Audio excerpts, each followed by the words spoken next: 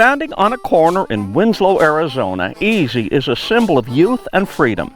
Just off Route 66, that highway of migration and adventure, he's a testament to the Glenn Frey Jackson Browne song. Take It Easy was recorded by the Eagles in 1972. Guy's taking it easy. He's out there trying to impress the girls, standing on the corner. Watching that girl slowing down in a flatbed Ford. He's confident that the girl's going to stop. Ron Adamson sculpted his vision of a confident man who's still young. He's finding his way in the world. Ron envisioned Easy as a hard-working 70s country kid like Ron himself. His sleeves are rolled up. He's either just got off work or about to go to work. Many know Ron Adamson as a nationally renowned woodcarver and the founder of the Libby chainsaw carving event. He's organized similar shows all over the country. Missoula climate scientist Steve Running commissioned the artist to enhance the spruce tree stump in his yard. From the very beginning, I thought a nice big owl would be cool. Ron says it's an owl you would see perched on a tree in the area. It's in its natural environment and greets people as they drive up the road. Here's another wood carving he did a few years ago. The raccoons on this spruce tree were all carved in one piece. He likes to keep connections with the people who commission his work. Here I get to watch people have fun with my art. He's designed awards for Hollywood actors Scott Baio, Tony Curtis, and Rod Steiger. He's done a lot of work with stone and bronze. The Winslow bronze is probably his most famous work to date. Everybody comes to the corner. It's an iconic stopping point.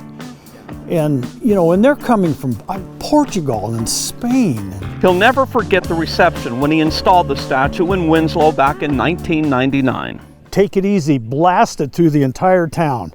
You could hear that strumming of the guitar. Da-dum!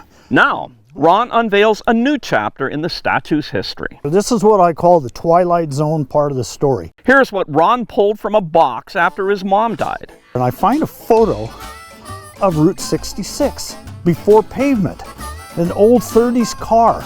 The man in the tiny photo from 1935 looked familiar. It's my grandfather. He's on, not only is he on Route 66, but he's holding a guitar in the same position as my statue. When Ron completed the statue, he didn't know the photo existed.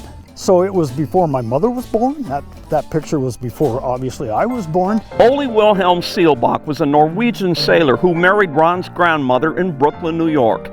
But it was the Great Depression. The couple returned to Norway when Ron's mother was 8 months old.